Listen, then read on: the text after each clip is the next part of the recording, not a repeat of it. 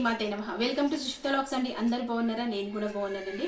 మీరు అందరు బాగుండాలని వేడుకుంటున్నాను భగవంతునికి. ఇంకోటి చక్కటి వీడియోతో ముందుకు వచ్చేసానండి. మనకి 18 తారీఖు సంకటహర చతుర్థి పూజ అయితే వచ్చేస్తుందండి.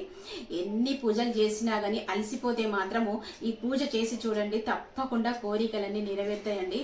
కాకపోతే దీనికి ఒకటి ముడుపు కట్టుకోవాలండి. ఈ ముడుపు ఎలా కట్టుకోవాలో స్వామికి, గణపతికి ఏ పూజ చేసినా కానీ గణపతి పూజ చేసుకుంటాం కదా, ఈ సంకటహర చతుర్థి రోజు మనము మొక్కుకొని ముడుపు కట్టుకుంటే మాత్రం మన కోరిక తప్పకుండా నెరవేరుతుందండి. ఈ పూజ అయితే కంపల్సరీ ఉద్యోగం కోసమైనా, పెళ్లి కాని వాళ్ళైనా, ఎటువంటి సమస్యలు ఉన్నా కానీ మనకి చక్కటి పరిష్కారం అయితే లభిస్తుందండి. సంకటహర చతుర్థి గణపతి పూజ రోజైతే ముడుపు ఎలా కట్టుకోవాలో వీడియోలో చూపిస్తున్నానండి. ఉదయాన్నే లేచి కాలకృత్యాలన్నీ తీర్చుకొని మనము దేవుని దగ్గర దీపాలైతే యథావిధిగా మనం వెలిగించుకోవాలండి. దీపారాధన చేసుకోవాలి దేవుని పూజ గదిలో. ఆ పూజ గదిలో దీపారాధన చేసుకున్న అనంతరము ఒక 1 మీటర్ పసుపు కలర్ది గుడ్డ తీసుకోవాలండి. 3 పిడికెళ్ళ బియ్యం అయితే పోసుకోవాలి గుడ్డలో. అవి ఎంత పెద్ద కోరికైనా సరే, పెళ్ళి అయినా సరే, జాబ్ అయినా సరే, వీసా అప్లై చేయడం అయినా సరే, వీసాకి రాలేదండి అని బాధపడుతుంటారు కదా, పిల్లలు బాగా చదువుకుంటలేరండి, చెప్పిన మాట వినట్లేరండి అని బాధపడుతుంటారు కదా తల్లిదండ్రులు అయినా సరే. ఇలా మనం సంకటహర చతుర్థి రోజు ముడుపు కట్టుకొని పూజ అయితే చేసుకుంటే, ఇల్లు అయినా సరే, ఇల్లు కట్టేటప్పుడు మనకి ఎన్ని సంకటాలు వచ్చినా కానీ అన్నీ తీరిపోవాలని ఆ గణపతిని అయితే వేడుకోవాలండి ఫస్ట్గా. ఎందుకంటే ప్రతి పూజకు కూడా గణపతిని వేడుకుంటే మనకి తప్పకుండా అన్నిట్లో ముందు ఉంచుతాడండి గణపతి అయితే. స్వామికి ఇలా ముడుపు కట్టుకుంటే తొందరగా శీఘ్రమే మన ఫలితాలు అయితే నెరవేరుతాయండి. సంకల్పం చెప్పుకోవాలండి స్వామికి.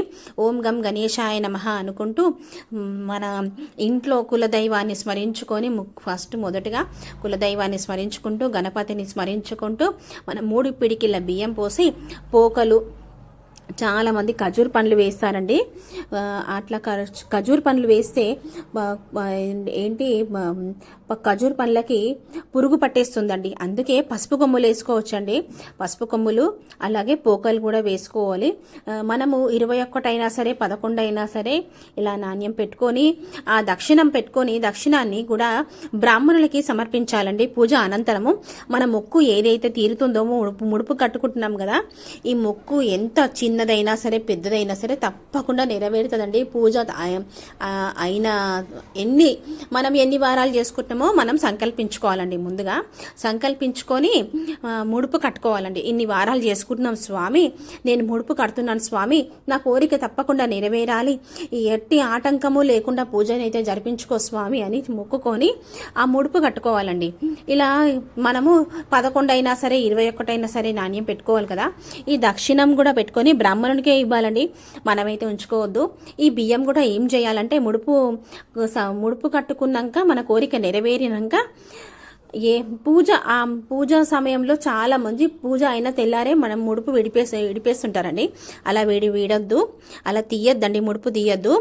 కోరిక నెరవేరినాకనే ఆ ముడుపు తీసి మనము ప్రసాదం చేసి పెట్టాలండి గణపతికి ఎక్కించినాక చిన్న పిల్లలకి, పెద్దవాళ్ళకి పంచిపెట్టి మనం స్వీకరించాలండి. ఆ ప్రసాదమైనా సరే, ఉండ్రాలైనా సరే ప్రసాదంగా చేసుకోవచ్చు. అలాగే బెల్లం పరమాన్నం అయినా సరే గణపతికి ఎక్కించుకొని మనము ఈ ముడుపులో ఉన్న బియ్యం అయితే వండి నైవేద్యంగా సమర్పించుకోవాలండి. అది కూడా ఇతరులకు పెట్టి తర్వాత అనంతరం మనం తీసుకోవాలండి. ఇది కోరిక తీరినాకనే చేయాలండి, కోరిక తీరక ముందు చెయ్యొద్దు. నేనైతే అలాగే చేసుకుంటానండి. ప్రతి నెల కూడా ఎన్ని వారాలు చేసుకుంటున్నామో మనం ముందుగానే సంకల్పించుకోవాలండి. ఇప్పుడు పూజ ఎలా చేసుకోవాలో కూడా చూసుకుందామండి. గణపతిని పూజించకుండా ఏ కార్యము తలపెట్టము.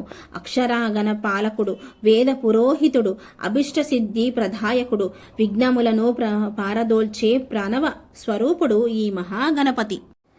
చతుర్థి చవితి తిథి గణపతికి ఎంతో ప్రీతిపాత్రమైనది. కారణం ఆ తిథి నాడే ఆయన ఉద్భవించాడు కనుక ఈ పరంగా స్వామి యొక్క అనుగ్రహాన్ని పొందటానికి ఆచరించే వాటిలో ముఖ్యమైనది సంకటహర చతుర్థి శ్రీ మహాగణపతి వ్రతం. ప్రతి మాసంలోనూ కృష్ణపక్షంలో వచ్చే చతుర్థి నాడు చంద్రోదయంతో చవితి తిథి ఉండే రోజున ఈ వ్రతమును ఆచరించాలి. ప్రథమంగా పరమేశ్వరుని ఆజ్ఞతో పార్వతీదేవి ఈ వ్రతము ఆచరించింది. ఆ రోజున తెల్లవారుజామునే లేచి అభ్యంగ స్నానం ఆచరించి సంకటహర గణపతిని ఈరోజు నీ వ్రతాన్ని ఆచరించి నీకు భక్షభోజాలు పాయాసం మొదలగు నైవేద్యాలు సమర్పిస్తాము స్వామి అని నమస్కరించాలి. ఆర్థిక శక్తి ఉన్నవారు ఉదయం మహాగణపతి హోమం కూడా చేసుకోవచ్చు. ఆ రోజు ఉపవాసం ఉండాలి. ఆనాటి సాయంత్రం వినాయకుణ్ణి షోడోపచారాలతో పూజించి ఉండ్రాలు, లడ్డు, బెల్లం మొదలగు నైవేద్యాలు సమర్పించాలి. ముఖ్యంగా 21 ఉండ్రాలు నివేదిస్తే అన్ని దోషాలు పోతాయి. అంతేకాక బిల్వ పుష్పాలతో మరియు గరికెతో పూజించాలి. ముఖ్యంగా కృష్ణపక్షంలో వచ్చే చతుర్థి చవితి చాలా ముఖ్యం. కృష్ణ చతుర్థి అమావాస్య తర్వాత వచ్చే వ్రతాన్ని చంద్రోదయముతో చవితి తిథి ఉండాలి. పూజ అనంతరము ఓం గం గణపతియే నమః అను మంత్రాన్ని 108 సార్లు జపిస్తే మంచిది. ఈ వ్రతమును ఆచరించిన వారికి ధర్మ, అర్థ, కామ, మోక్షములు తప్పక లభించును. మట్టితో గాని వెండితో గాని గణపతి విగ్రహమును ప్రతిష్ఠ చేసుకోవాలండి. కలశం ఉన్న వాళ్ళు పెట్టుకోవచ్చు, ఆనవాయితీ లేని వారు పెట్టకూడదు. 8 రేకుల కమలమును పిండితో లేక పసుపు పొడితో వ్రాసి కొత్త వస్త్రము పరచి దానిపై విగ్రహమును పూంచి పుష్పాలతో, గరికతోనూ, బిల్వ పత్రాలతో, గంధముతో, అక్షంతలతో, స్వామివారి 108 నామాలతో అర్చన చేసుకోవాలి. వ్రతము పూర్తి అయిన పిదప యజ్ఞము చేసుకోవచ్చు. అది కూడా మన సౌకర్యాన్ని బట్టి. 108 సార్లు ఓం గం సంకటహర గణపతియే నమః స్వాహ. యజ్ఞం చేసుకుంటే స్వాహ అనాలి. అక్షంతలో పూజిస్తే నమః అని చెప్పుకోవాలండి. ఈ మంత్రంను 108 సార్లు చదువుకోవాలి. చదువుతూ ఉండ్రాళ్ళు నైవేద్యం నెయ్యితో తడిపి వేయవలను. లేదా లక్ష్మీ గణపతి హోమం కూడా చేసుకోవచ్చండి. ఈ వ్రతము శ్రావణ బహుళ చతుర్థి నాడు సమయం ఆచరించి మంచిది. మరునాడు స్నానాంతరము 21 మందికి బ్రాహ్మణులకు లేదా 7 బ్రాహ్మణులకు తాంబూలం, వస్త్ర దక్షిణ భోజనాలు సమర్పించుకోవచ్చండి. అది కూడా మనకి అనుకూలత. మనకు శక్తి ఉంటే బ్రాహ్మణులకి భోజనం కూడా పెట్టొచ్చు. ధనము కోరువారు, సంతానము కోరువారు, ఆరోగ్యము కలిసి కావలసిన వారు, వ్యాపారములో ఎదుగుదల వారు, కుటుంబ సభ్యులతో స్నేహరాగములతో కోరువారు, మంచి అందమైన భార్య కోరువారు, నూతన గృహము కట్టుకోవాలనే కోరిక గలవారు, ఎటువంటి కోరిక అయినా సరే ఈ వ్రతం ఆచరించవచ్చండి. గరికపై ప్రమిద ఉంచి అందులో నువ్వుల నూనె పోసి ఆవు నెయ్యిలో గాని గణపతిని ప్రీతికరమైన కొబ్బరి నూనెతోనైనా సరే దీపారాధన చేసుకోవచ్చండి. ముఖ్యంగా 3 ఒత్తులు దీపానికి వెలిగించుకోవాలి. ఉత్తరముఖంగా గణపతి దగ్గర ఉంచండి. చివరి వారంలో శ్రీ సంకటహర వ్రత పుస్తకాలు 21 లేదా 7 బ్రాహ్మణులకు దానం కూడా ఇవ్వాలి. ఆ ముత్తైదువులకి వాయినాలు ఇవ్వచ్చండి. ఇలా పూజ అయితే చేసుకోవాలి. అందరూ కూడా సంకటహర గణపతి పూజ చేసుకున్న అనంతరము కంపల్సరీ ఆ చంద్రుని దర్శనం చేసుకొని మనము ప్రసాదాన్ని స్వీకరించాలండి.